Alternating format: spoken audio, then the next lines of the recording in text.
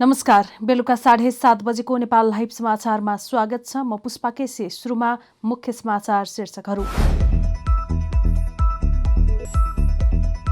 बझाङमा आमा र छोराछोरी सहित 3 जना झुन्डिएको अवस्थामा मृत फेला। आफू निन्द्रामा भएका कारण घटनाबारे केही थाहा नपाएको मृतकका श्रीमान पुष्करको भनाई।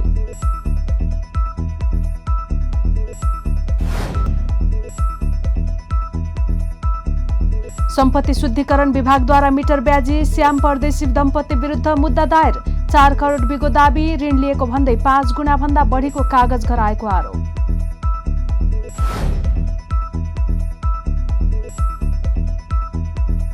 महँगो बन्दै वाणिज्य ब्याङ्कहरूको कर्जा ब्याज दर 1 वर्षमा औसत 2.75% बढ्यो ब्याङ्कको आधार दर।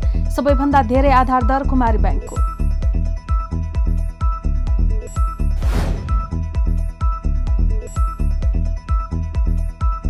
बिहारमा मंगलबार मुख्यमन्त्रीको पदबाट राजीनामा दिएका नीतीश कुमारले बुधबार फेरि लिए मुख्यमन्त्रीको शपथ। आगामी चुनावमा विपक्षी गठबन्धनबाट प्रधानमन्त्री उम्मेद्वार बन्ने चर्चा।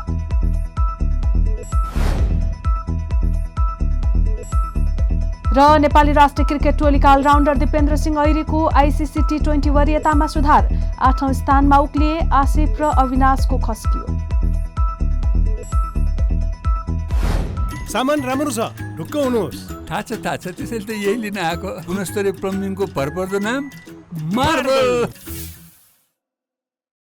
अब समाचार विस्तारमा। बझाङमा आमा र छोराछोरी गरी 3 जना झुन्डिएको अवस्थामा मृत फेला परेका छन्। जिल्लाको बुङ्गल नगरपालिका 9 रारुमा आमा, छोरा र छोरी झुन्डिएको अवस्थामा भेटिएका हुन्। रारुका 22 वर्षीय गीता पार्की, उनकी 5 वर्षीय छोरी र 3 वर्षीय छोरा झुन्डिएको अवस्थामा भेटेको जिल्ला प्रहरी कार्यालय बझाङका प्रहरी निरीक्षक रमेश अवस्थीले जानकारी दिए। बुधबार बिहान शव भेटिएको भन्ने खबर आएसँगै जिल्ला प्रहरी कार्यालयबाट टोली घटनास्थलतर्फ लागेको छ। घटनास्थल सदरमुकामबाट 70 किलोमिटर भन्दा टाढा रहेको र गाडीबाट गएपछि पनि 3 घण्टा पैदल हिँड्नुपर्ने भएकाले सदरमुकामबाट गएको प्रहरी टोली अहिलेसम्म घटनास्थल पुग्न नसकेको इन्सपेक्टर अवस्थीले बताए। मृत फेला परेकी गीताका श्रीमान भने भर्खरै भारतबाट आएको बुझिएको प्रहरी निरीक्षक अवस्थीले जानकारी दिए। मृत भेटिएकी महिलाका श्रीमान पुष्करले आफू निन्द्रामा भएका कारण घटनाबारे केही थाहा नपाएको बताएका छन्। घटना के कसरी भयो, हत्या हो वा आत्महत्या हो भन्ने अहिलेसम्म केही नखुलेको इन्सपेक्टर अवस्थीको भनाइ छ। सभामुख अग्निप्रसाद सापकोटाले महाभियोग सिफारिस समितिका सदस्यहरूसँग अनौपचारिक बैठक गरेका छन्। बुधबार वीरेन्द्र अन्तर्राष्ट्रिय सम्मेलन केन्द्रको शङ्कर हलमा भएको बैठकमा सभामुखले प्रधान न्यायाधीश चोलेन्द्र शमशेर राणा विरुद्धको महाभियोगमा अनुसन्धान गर्न गठित महाभियोग सिफारिस समितिलाई आफ्नो काम अगाडि बढाउन आग्रह गरेका थिए। कार्यविधि बनाएर काम गर्नका लागि तपाईहरू स्वायत्त हुनुहुन्छ, त्यसैले काम अगाडि बढाउनुस्, समयमै सक्नुहोस्, मेरो शुभकामना छ। सभामुखको भनाई उद्धृत गर्दै उनका प्रेस सल्लाहकार श्रीधर न्यौपानेले भने, आवश्यक परे सबै सहयोग गर्न सभामुख र उपसभामुखको तर्फबाट हामी तयार छौं। बैठकमा समितिका सदस्यहरूले पनि धारणा राखेका थिए। उनीहरूले आफूहरूले छिट्टै बैठक राख्ने र समय कम भए पनि आफ्नो जिम्मेवारीलाई पूरा गर्ने बताएका थिए।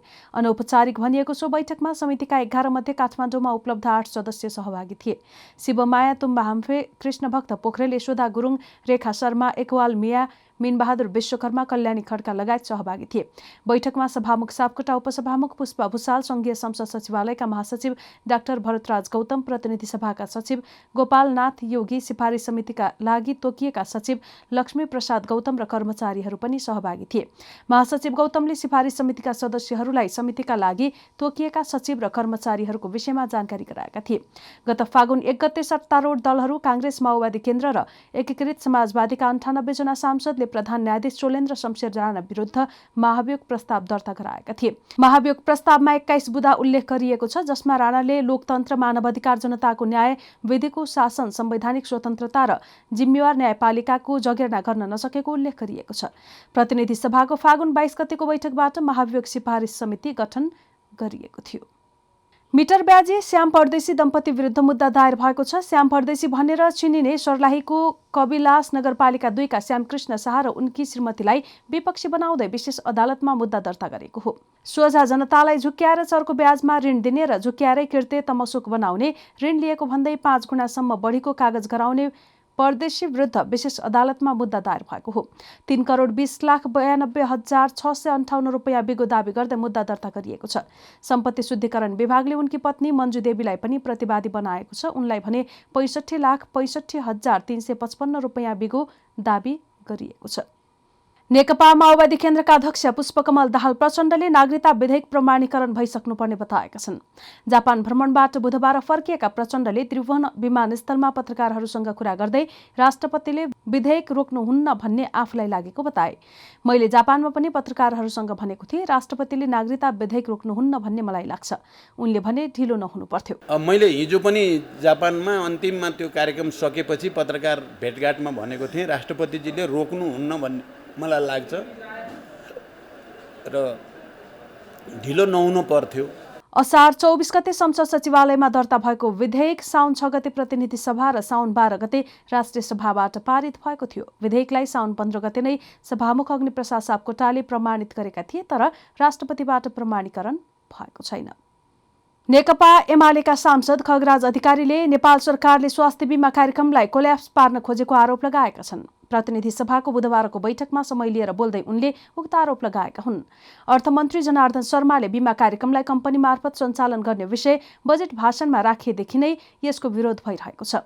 यस्तै सांसद अधिकारीले सरकारले सेवा प्रदायक स्वास्थ्य संस्थालाई भुक्तानी नगरेर सरकारले हुर्मत लिएको बताएका छन्। स्वास्थ्य बीमा कार्यक्रमलाई कम्पनी खोलेर निजी क्षेत्रलाई दिने भनेपछि यसलाई अप्ठ्यारो बनाएको उनको भनाइ छ। बीमा बोर्डले सेवा प्रदायक स्वास्थ्य संस्थालाई भुक्तानी दिन 5 अर्ब बाँकी छ भनेको र भुक्तानी लिने संस्थाले 13 अर्ब बाँकी छ भनेको अधिकारीले बताए। यसलाई अलपत्र पारेर के गर्न खोज्दैछ भन्दै अधिकारीले सरकारलाई प्रश्न गरे। र स्वास्थ्य बीमा बोर्डले 5 अरब दिन बाँकी छ भनेको छ, उनीहरू भुक्तानी लिन 13 अरब बाँकी छ भन्ने सुनिएको छ। यदि यस्तो हो भने यसलाई हामी यो कार्यक्रमलाई रद्द गर्न खोजेका हौँ। ज्येष्ठ नागरिक र अपाङ्गता भएकाहरूको हामीले हुर्मत लिन खोजेका हौँ। सम्मान्य सभा महोदय, अहिले त 4-5 लाख डोज कोभिसिल्ड समेत हराएको छ स्वास्थ्य मन्त्रालयबाट। यस्तो अवस्थामा हामी यो अलपत्र पारेर के गर्न खोज्दैछौँ? एकातिर हामी यो ऑयल कर्पोरेसनलाई मूल्य समायोजन गरेर महँगी घटाउन पर्ने ठाउँमा 15-15 दिनमा बिमा यो अटो प्राइसिङको व्यवस्था गर्ने भने सरकार भन्छ, तर अहिले घट्दाखेरि 4 रुपियाँ 9 रुपियाँ 13 रुपियाँ गर्दाखेरि सरकारले घटाएको छैन र नेपालीलाई महँगो मारमा त पार्यो, तर स्वास्थ्य क्षेत्रमा अत्यन्तै खतरनाक अवस्था आउँदैछ र स्वास्थ्य बीमा कार्यक्रम कोल्याप्स हुँदैछ। सम्मान्य सभा महोदय, त्यसकारण सरकारलाई सम्मान्य सभा महोदयले गम्भीरतापूर्वक यसलाई कार्यान्वयन गर्न, स्वास्थ्य बीमा कार्यक्रमलाई कुनै पनि हालतमा जनपक्षीय रूपमा सञ्चालन गर्न र यो मात्रै एउटा यस्तो कार्यक्रम हो सामाजिक स्वास्थ्य बीमा कार्यक्रम। यो अहिले समाजवादको कार्यक्रम तर्फ उन्मुख कार्यक्रम यो मात्रै हो। सम्मान्य सभा महोदय, यसैलाई कोल्याप्स गऱ्यौँ भने हामी कहाँ पुग्छौँ? त्यसकारण सरकारले गम्भीरतापूर्वक सरकारको ध्यान आकर्षण सम्मान्य सभा महोदय मार्फत हुनेछ भन्ने कुरा म अपेक्षा गर्न चाहन्छु।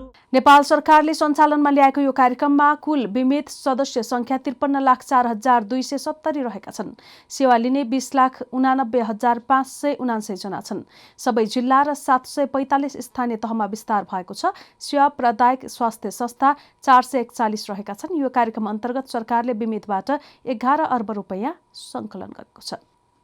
वाणिज्य ब्याङ्कहरूको कर्जाको ब्याजदर महँगो बन्दै गएको छ। एक वर्षमा ब्याङ्कको आधार दर औसत 2.75% बढेको छ। आर्थिक वर्ष 2077-78 को असार मसान्तदेखि 2078-79 को असार मसान्तसम्म आउँदा ब्याङ्कहरूको आधार दर औसतमा 2.75%ले बढेको हो।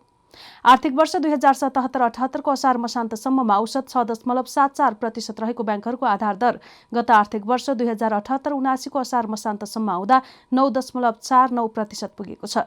ब्याङ्कहरूको स्प्रेड दरमा वृद्धि हुँदा यसले आधार दरमा वृद्धि भएको ब्याङ्कर भुवन दाहाल बताउँछन्, जसले गर्दा ब्याङ्कहरूको कर्जाको ब्याज दर महँगो भएको देखिन्छ। 2077-78 असार मसान्तसम्म औसतमा 3.6% रहेको ब्याङ्कहरूको स्प्रेड दर 2078-79को असार मसान्तसम्म आउँदा 0.68%ले बढेर 4.28% पुगेको छ। ब्याङ्कहरूले ऋणीलाई कर्जा दिँदा आधार दरमा प्रिमियम थपेर कर्जा दिने गर्दछन्। आधार दर भनेको ब्याङ्कले आफ्नो सम्पूर्ण खर्च जोडेर निकालिने विवरण हो। आधार दरमा ब्याङ्कको खर्च मात्र उठाउने गरिन्छ। आम्दानी गर्नका लागि ब्याङ्कले आधार दरमा प्रिमियम थपेर कर्जा लगानी गर्ने गर्दछन्। आधार दरमा जोडिएको प्रिमियमबाट ब्याङ्कले नाफा आर्जन गर्ने ब्याङ्कर दाहाल बताउँछन्। यसैगरी स्प्रेड दर भनेको निक्षेप र कर्जाको बीचको ब्याज दर अन्तर हो। कुनै ब्याङ्कले कर्जामा 12% र निक्षेप लिँदा 8% दिएको छ भने त्यसको बीचको अन्तर 4% स्प्रेड दर नै हो। ब्याङ्कहरूको स्प्रेड दर 4.4% भन्दा धेरै हुन नहुने नेपाल राष्ट्र ब्याङ्कको निर्देशन छ। आर्थिक वर्ष 2078-79को असार मसान्तसम्म 6 वाणिज्य ब्याङ्कको आधार दर 10% भन्दा माथि रहेको छ। 2078-79को असार मसान्तसम्म सबैभन्दा धेरै बेस रेट भएको कुमारी ब्याङ्कको हो। यस ब्याङ्कको आधार दर 2078-79 असार मसान्तसम्म 10.57% रहेको छ। हामी नेपाल लाइभ समाचारमा छौँ। अब अन्तर्राष्ट्रिय समाचार।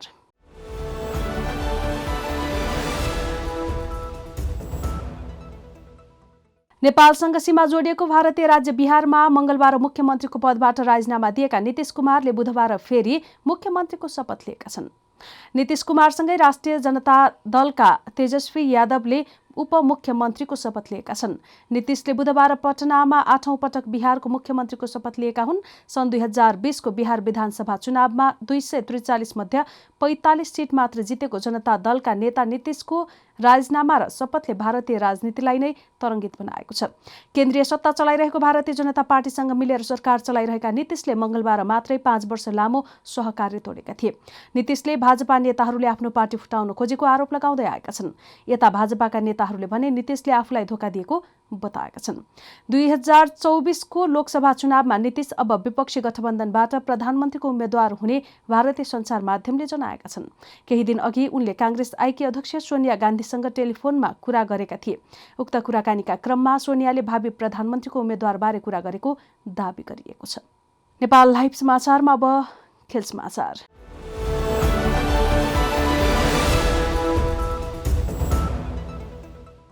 नेपाली राष्ट्रिय क्रिकेट टोलीका अलराउन्डर दिपेन्द्र सिंह ऐरीले आइसिसी T20को वरियतामा सुधार गरेका छन्। अन्तर्राष्ट्रिय क्रिकेट परिषदले अपडेट गरेको नयाँ वरियताको अलराउन्डरतर्फ उनी 8औं स्थानमा उक्लिएका हुन्। यसअघि उनी 9औं स्थानमा थिए। ब्याटिङ वरियतातर्फ दिपेन्द्र 42औं स्थानमा यथावत रहेका हुन्। ब्याटिङतर्फ नेपालका कुशल भुर्तेल 38औं स्थानमा यथावत रहेका छन्। यता आसिफ शेख 1 स्थान तल झर्दै 98औं स्थानमा रहेका छन्। उनी यसअघि 97औं स्थानमा थिए। बलिङतर्फ नेपालका कप्तान सन्दीप लामिछाने 41औं स्थानमा यथावत रहेका छन्।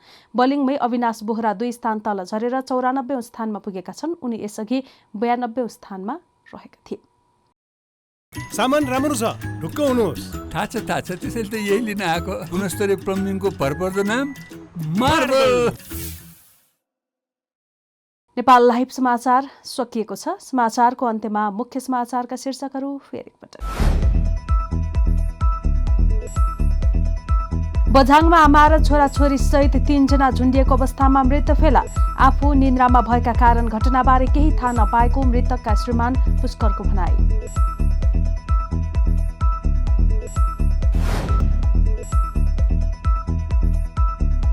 सम्पत्ति शुद्धिकरण विभागद्वारा मिटर ब्याजी श्याम परदेशी दम्पति विरुद्ध मुद्दा दायर। 4 करोड बिगो दाबी, ऋण लिएको भन्दै 5 गुणा भन्दा बढीको कागज गराएको आरोप।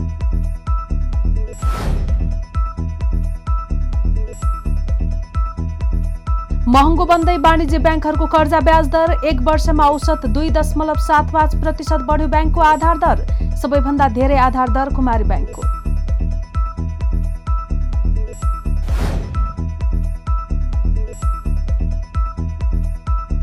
बिहारमा मंगलबार मुख्यमन्त्रीको पदबाट राजीनामा दिएका नीतीश कुमारले बुधबार फेरि लिए मुख्यमन्त्रीको शपथ। आगामी चुनावमा विपक्षी गठबन्धनबाट प्रधानमन्त्री उम्मेद्वार बन्ने चर्चा।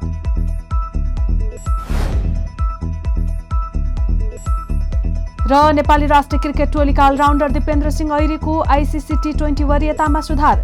8औं स्थानमा उक्लिए। आसिफ र अविनाशको खस्कियो। नेपाल लाइभ समाचार आज यति नै। हाम्रा अन्य कार्यक्रम नेपाल लाइभको Facebook page, YouTube channel, Twitter र हाम्रो वेबसाइट नेपाललाइभ.com मा पढ्न र हेर्न सक्नुहुनेछ। नमस्कार।